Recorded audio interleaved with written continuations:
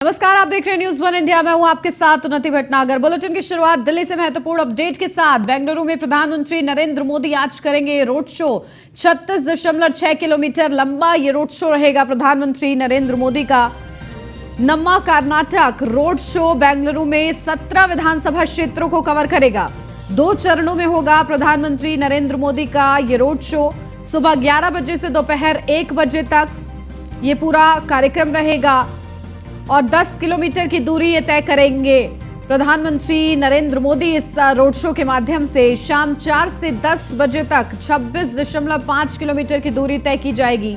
Road show में 10 लाख से ज्यादा लोगों के जुटने की उम्मीद है। तो मेगा ये रोड शो होगा और इस रोड शो के माध्यम से शक्ति प्रदर्शन भी और लोगों से वोट की अपील भी। प्रधानमंत्री नरेंद्र मोदी का आज ये विशेष कार्यक्रम विधानसभा चुनाव के मद्देनजर निर्धारित है, जहां कुल मिलाकर 36.6 किलोमीटर लंबा रोड शो करेंगे प्रधानमंत्री नरेंद्र मोदी। नम्मा कर्नाटक रोड शो बेंगलुरु में 17 विधानसभा क्षेत्रों को कवर करेगा। 2 चरणों में प्रधानमंत्री नरेंद्र मोदी का ये रोड शो होगा। इसको लेकर विशेष तैयारियां प्रशासन की तरफ से की गई हैं। सुबह 11 बजे से दोपहर 1 बजे तक 10.1 किलोमीटर की दूरी तय करेंगे प्रधानमंत्री और शाम 4 बजे से लेकर 10 बजे तक 26.5 किलोमीटर की दूरी तय की जाएगी। तो भव्य रोड शो के माध्यम से पूरी तैयारी है और इस पूरे रोड शो में 10 लाख से ज्यादा लोग शामिल हो सकते हैं। तो इसी से अंदाजा लगाया जा सकता है कि इतना भव्य ये रोड शो होने वाला है और इसी को लेकर प्रधानमंत्री की सुरक्षा के लिहाज से विशेष इंतजाम किए गए हैं, ताकि प्रधानमंत्री की सुरक्षा में किसी भी तरीके से कोई चूक ना हो। इस रोड शो के दौरान विशेष इंतजाम प्रशासन की तरफ से किए गए हैं। लखनऊ से अगली अपडेट। सीएम योगी आदित्यनाथ का कर्नाटक का चुनावी दौरा आज। कर्नाटक में कई जनसभाओं को संबोधित करेंगे सीएम योगी। बीजेपी प्रत्याशियों के पक्ष में मतदान की अपील करेंगे। सुबह 10:30 बजे चिकमंगलुरु के कोप्पा में सभा की शुरुआत होगी। सीएम योगी आदित्यनाथ का मिनट टू मिनट कार्यक्रम अब आपको बताते हैं। 11:55 पर दक्षिण कन्नड़ के पुत्तूर में रोड शो जनसभा। 1:20 पर उडुपी के करकला में जनसभा और रोड शो। 3 बजे उत्तर कन्नड़ा के भटकल विधानसभा में जनसभा। 4:50 पर दक्षिण कन्नड़ा के बंटवाल विधानसभा में रोड शो। तो ये पूरा मिनट टू मिनट कार्यक्रम सीएम योगी आदित्यनाथ का लगातार मोर्चा संभाले हुए हैं, चाहे उत्तर प्रदेश का निकाय चुनाव हो या कर्नाटक का विधानसभा चुनाव। स्टार प्रचारक के रूप में सीएम योगी आदित्यनाथ ताबड़तोड़ प्रचार कर रहे हैं और इसी के चलते आज उनका विशेष दौरा है कर्नाटक विधानसभा चुनाव के मद्देनजर। और उनका मिनट टू मिनट कार्यक्रम, जहां सुबह 10:30 बजे चिकमंगलुरु के कोप्पा में सभा की शुरुआत करेंगे। 11:55 पर दक्षिण कन्नड़ा के पुत्तूर में रोड शो करेंगे। तो 1:20 पर उडुपी के करकला में जनसभा और रोड शो होगी। तो 3 बजे उत्तर कन्नड़ा के भटकल विधानसभा में जनसभा। तो सीएम योगी आदित्यनाथ का ये मिनट टू मिनट कार्यक्रम।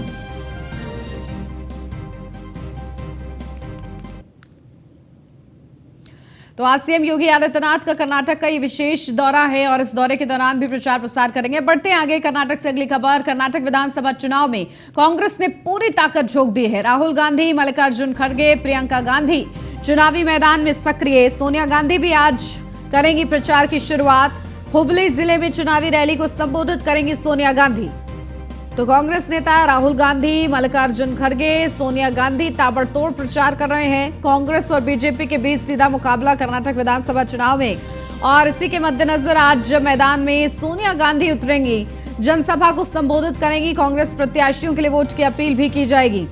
इससे पहले भी तमाम कांग्रेस के बड़े चेहरे, राहुल गांधी हो या राष्ट्रीय अध्यक्ष मल्लिकार्जुन खड़गे हो या प्रियंका गांधी वाड्रा हो, सभी प्रचार प्रसार में उतरे हैं। अब सोनिया गांधी भी आज मैदान में नजर आएंगी, प्रचार करती हुई वो नजर आएंगी। हुबली जिले में चुनावी रैली को संबोधित करेंगी सोनिया गांधी।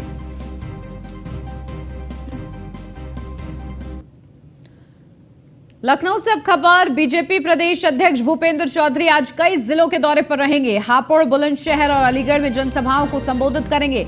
बीजेपी प्रदेश अध्यक्ष बीजेपी प्रत्याशियों के पक्ष में मतदान की अपील करेंगे। बीजेपी प्रदेश अध्यक्ष भूपेंद्र चौधरी का ये महत्वपूर्ण दौरा हापुड़, बुलंदशहर और अलीगढ़ के में जहां वो जनसभाओं को संबोधित करेंगे। उनका मिनट टू मिनट कार्यक्रम आपको बता दें, 11 बजे मनोहर हेरिटेज गढ़ रोड हापुड़ में सम्मेलन, दोपहर 1:30 बजे बुलंदशहर में कार्यकर्ता सम्मेलन, 4:30 बजे गायत्री पैलेस गुलर रोड अलीगढ़ में सम्मेलन।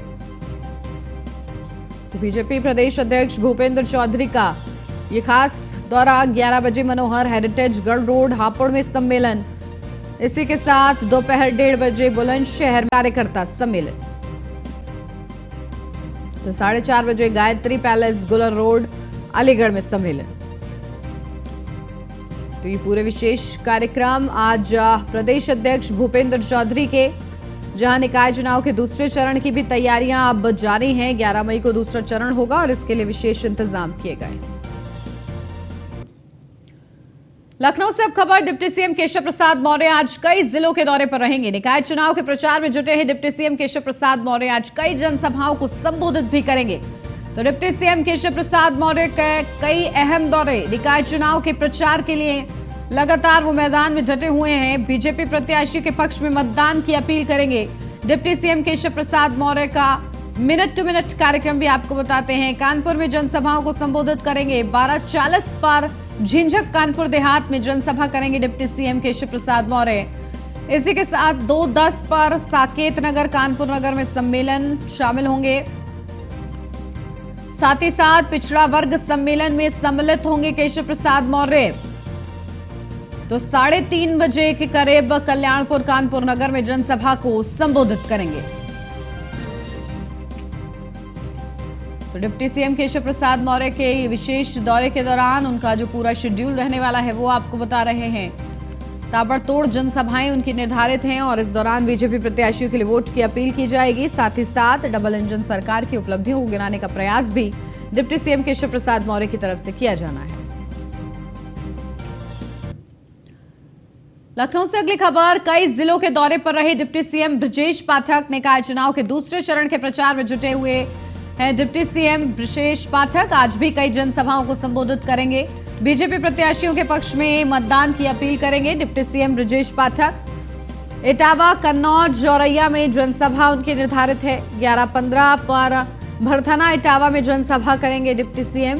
12:40 पर गुरसहायगंज कन्नौज में जनसभा होगी डिप्टी सीएम ब्रजेश पाठक की। इटावा, कन्नौज, औरैया में उनका दौरा है। इसी के साथ 2:40 पर पुरानी नुमाइश ग्राउंड औरैया में जनसभा करेंगे डिप्टी सीएम। विशेष कार्यक्रम डिप्टी सीएम के भी निर्धारित हैं, ब्रजेश पाठक के भी। दोनों ही डिप्टी सीएम मैदान में उतरे हुए हैं, लगातार निकाय चुनाव के लिए मोर्चा संभाल रहे हैं।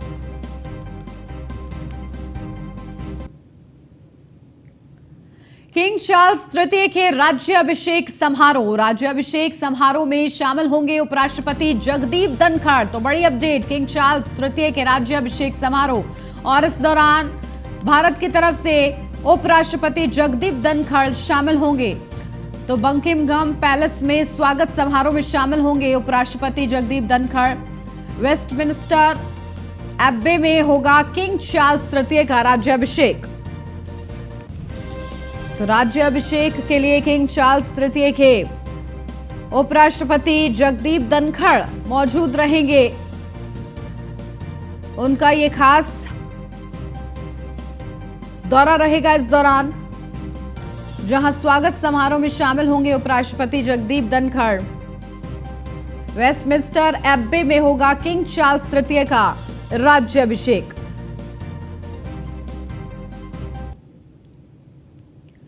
पाकिस्तान के विदेश मंत्री बिलावल भुट्टो जरदारी शंघाई सहयोग संगठन की बैठक में शिरकत करने भारत पहुंचे। यहां उन्होंने कश्मीर से लेकर आतंकवाद पर बड़ी बड़ी बातें कह डाली। इसके बाद भारत के विदेश मंत्री जयशंकर ने उन्हें जो दो टूक जवाब दिया, इस पर के इसके जवाब से उम्मीद शायद पाकिस्तान को नहीं थी। गोवा में एससीओ बैठक की शुरुआत में विदेश मंत्री जयशंकर ने जब बिलावल से हैंडशेक करने की बजाय दूर से नमस्ते कर उनका अभिवादन किया तो दोनों देशों के बीच की तल्खी साफ जाहिर हुई। इसी घटना पर जब बिलावल से सवाल किया गया तो उन्होंने कहा कि जब तक भारत कश्मीर से आर्टिकल 370 हटाने के अपने फैसले पर संशोधन नहीं करता है तब तक पाकिस्तान भारत के साथ द्विपक्षीय वार्ता करने की स्थिति में नहीं है। इसके बाद जयशंकर ने प्रेस कॉन्फ्रेंस की तो उन्होंने एक एक करके पाकिस्तान के दोहरे मानदंड की परतें उधेड़नी शुरू कर दी। जयशंकर ने कहा कि आतंकवाद के मामले में पाकिस्तान की विश्वसनीयता उसके विदेशी मुद्रा भंडार की तुलना में तेजी से घट रही है।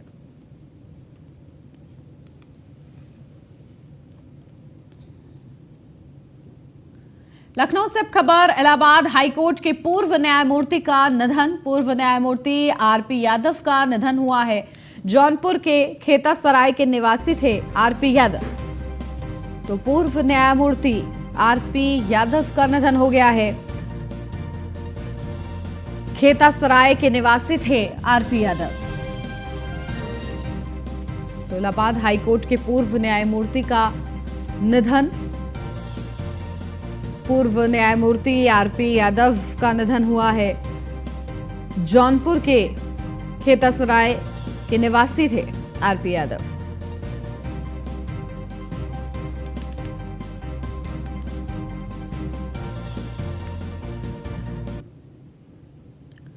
भारतीय star javelin thrower Neeraj Chopra ने फिट होने के बाद शानदार तरीके से अपने नए सत्र की शुरुआत की है। नीरज ने दोहा डायमंड लीग में बेहतरीन प्रदर्शन करते हुए उसमें जीत दर्ज की। दोहा के कतर में हुए इस इवेंट में नीरज ने अपने पहले ही प्रयास में जेवलिन को 88.67 मीटर दूर फेंककर सभी को पीछे छोड़ दिया। दोहा डायमंड लीग में नीरज के बाद टोक्यो ओलंपिक में सिल्वर मेडल जीतने वाले जैकब वेडल्च और दूसरे स्थान पर रहे। नीरज ने इस जीत के साथ एंडरसन पीटर्स से भी अपनी पिछली हार का बदला ले लिया। एंडरसन ने पिछली बार दोहा डायमंड लीग में नीरज को पछाड़ते हुए खिताब अपने नाम किया था। नीरज के इस इवेंट में प्रदर्शन पर बात की जाए तो उन्होंने अपने प्रयास में जेवलिन को 88.67 मीटर दूर फेंका था। दूसरे प्रयास में नीरज ने 86.04 मीटर दूर जेवलिन को फेंका। तीसरे में 85.47 मीटर दूर। चौथा प्रयास नीरज का फाउल हो गया और पांचवें प्रयास में नीरज ने जेवलिन को 85.37, जबकि छठा प्रयास में नीरज ने 86.52 मीटर दूर जेवलिन को फेंका।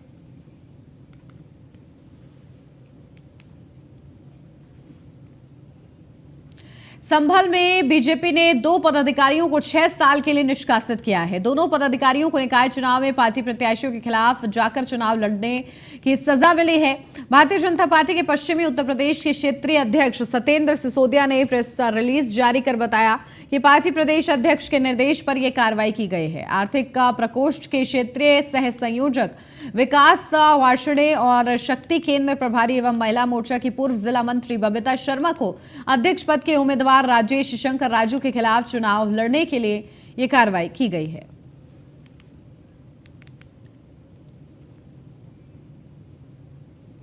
मैनपुरी में मतपेटिकाओं की रखवाली करने के लिए सपाइयों ने स्ट्रांग रूम के बाहर अपना डेरा जमा लिया है। सपाइयों का आरोप है कि मतपेटी के साथ छेड़छाड़ की जा सकती है, इसलिए हम सभी यहां तैनात हैं। आपको बता दें, नगर निकाय चुनाव में 4 मई को हुए मतदान के बाद मतपेटियों को कड़ी सुरक्षा व्यवस्था के बीच सदर ब्लॉक में स्थित स्ट्रांग रूम में सुरक्षा व्यवस्था के बीच रखा गया है, जहां पर स्ट्रांग रूम को सील कर उनकी सुरक्षा व्यवस्था के लिए पुलिस फोर्स तैनात किया गया है। वहीं 13 मई को होने वाली जनगणना की तैयारी भी शुरू हो गई है। समाजवादी पार्टी के कार्यकर्ताओं को मतपेटिकाओं को लेकर अब भय सताने लगा है, जिसके चलते कार्यकर्ता और प्रत्याशी के प्रतिनिधि मतपेटियों की रखवाली के लिए स्ट्रांग रूम के बाहर टेंट लगा डेरा जमा कर रखवाली कर रहे हैं।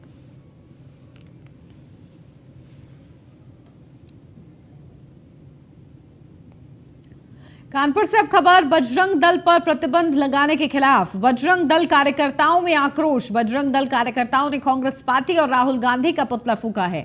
बजरंग दल कार्यकर्ताओं ने कांग्रेस के खिलाफ जमकर नारेबाजी की है। कांग्रेस पार्टी को बजरंग दल ने हिंदू विरोधी बताया है। साकेत नगर दीप तिराहे पर जमकर प्रदर्शन किया गया है। बजरंग दल के कार्यकर्ताओं ने कांग्रेस पार्टी के खिलाफ जमकर नारेबाजी की है, क्योंकि कांग्रेस ने कर्नाटक विधानसभा चुनाव के अपने घोषणा पत्र में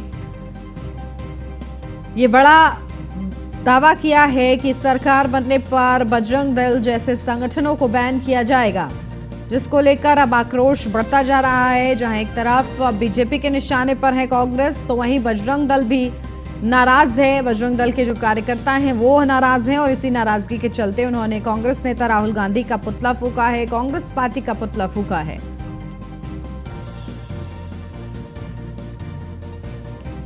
तो बजरंग दल कार्यकर्ताओं ने कांग्रेस के खिलाफ जमकर नारेबाजी की है।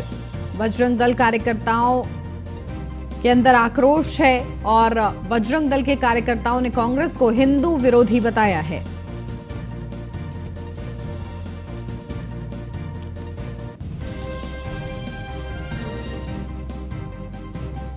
बजरंग दल पर प्रतिबंध लगाने के खिलाफ बजरंग दल कार्यकर्ताओं में आक्रोश। जहां बजरंग दल कार्यकर्ताओं ने कांग्रेस पार्टी और राहुल गांधी का पुतला फूंका है, अपनी नाराजगी जाहिर की है। तस्वीरें आपको दिखा रहे हैं।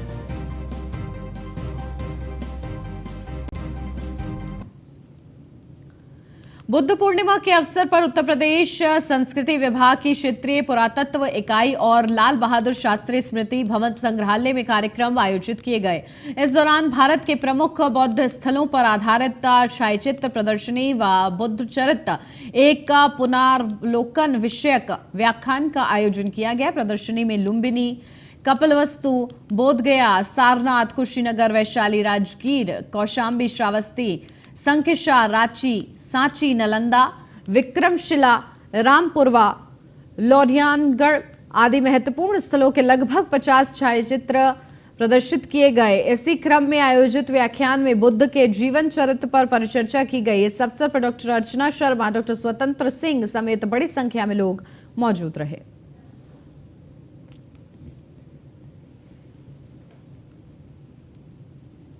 गाजीपुर में कैबिनेट मंत्री अनिल राजभर ने अफजाल अंसारी को तन्हाई बैरक में रखे जाने पर प्रतिक्रिया दी।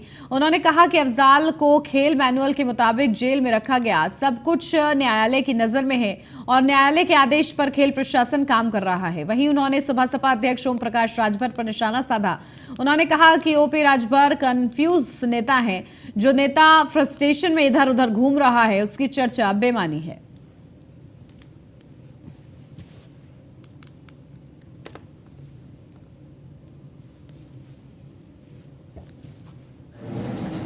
और सारी चीजें माननीय न्यायालय के नज़र में है।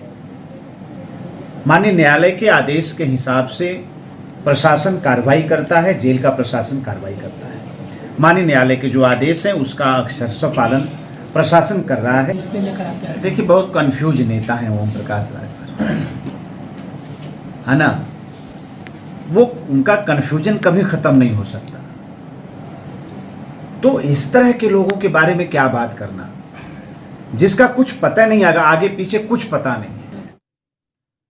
विश्व स्वास्थ्य संगठन ने शुक्रवार को घोषणा की है कि वैश्विक स्वास्थ्य आपातकाल के रूप में कोविड-19 महामारी अब खत्म हो गई है।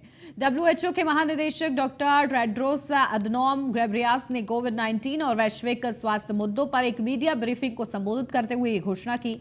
उन्होंने कहा कि मैं बड़ी आशा के साथ कोविड-19 के विश्व से खत्म होने की घोषणा करता हूं।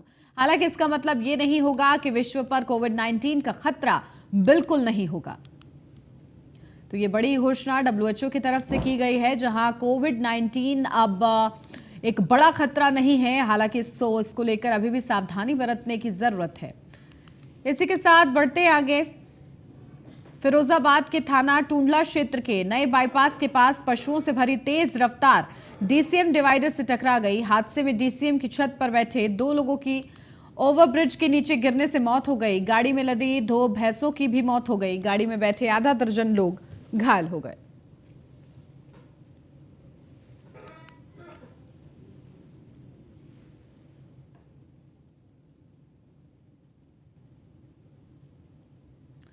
रायबरेली में श्रद्धालुओं को लेकर जा रही वैन अचानक आग के गोले में तब्दील हो गई। श्रद्धालुओं ने समय रहते वैन से कूदकर जान बचाई। मामला मलेरिया थाना इलाके के कल्लू का पुरवा का है। तो वहीं सभी डलमऊ घाट से स्नान कर वैन पर सवार होकर अमेठी जिले में अपने घर वापस जा रहे थे। आग लगने के बाद आसपास अफरा तफरी मच गई और स्थानीय लोगों की मदद से आग पर काबू पाया गया। तो भीषण ये हादसा हुआ और इस दौरान आग जिस तरीके से लगी थी उसे देखकर अंदाजा लगाया जा सकता है तस्वीरों में कितनी भीषण ये आग थी। फिलहाल लोगों की सूझबूझ के चलते इस आग पर काबू पाया गया।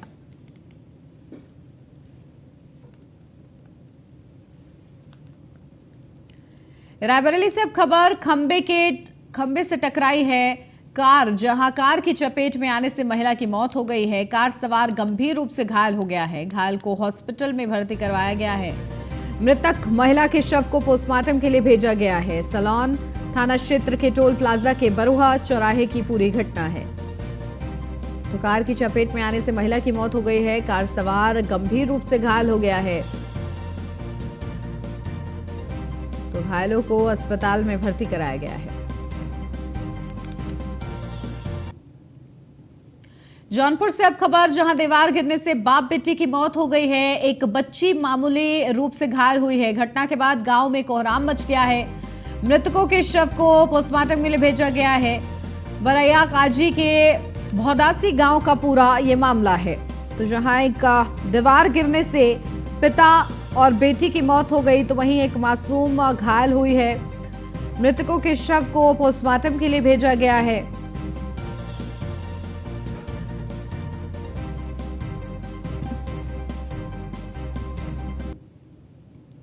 अमरोहा से अब खबर, जहां ग्रामीणों ने तेंदुए की पीट कर हत्या कर दी। वन विभाग की बड़ी लापरवाही सामने आई है। मामले को छिपाने में लगा है वन विभाग।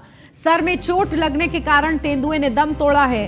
नौगावा सादात थाना क्षेत्र के गांव बांसखेड़ी का ये पूरा मामला बताया जा रहा है। तो मामले को छिपाने में वन विभाग लगा हुआ है।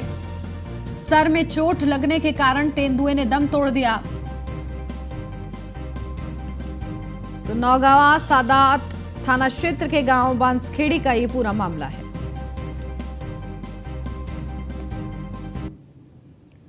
लखनऊ से अब खबर, होमगार्ड और उसके बेटे को लाठी डंडों से बुरी तरीके से पीटा गया है। पीड़ित होमगार्ड ने थाने में एफआईआर दर्ज कराई है। होमगार्ड की पिटाई का वीडियो सामने आया है। निगोहा थाना क्षेत्र के दयालपुर गांव की पूरी घटना बताई जा रही है। तो होमगार्ड की पिटाई का वीडियो सामने आया है। निगोहा थाना क्षेत्र के दयालपुर गांव की ये पूरी घटना है। तो लखनऊ से ये खबर, होमगार्ड और उसके बेटे को लाठी डंडों से पीटा गया है। पीड़ित होमगार्ड ने थाने में एफआईआर दर्ज कराई है। तो होमगार्ड की पिटाई का ये वीडियो सामने आया है।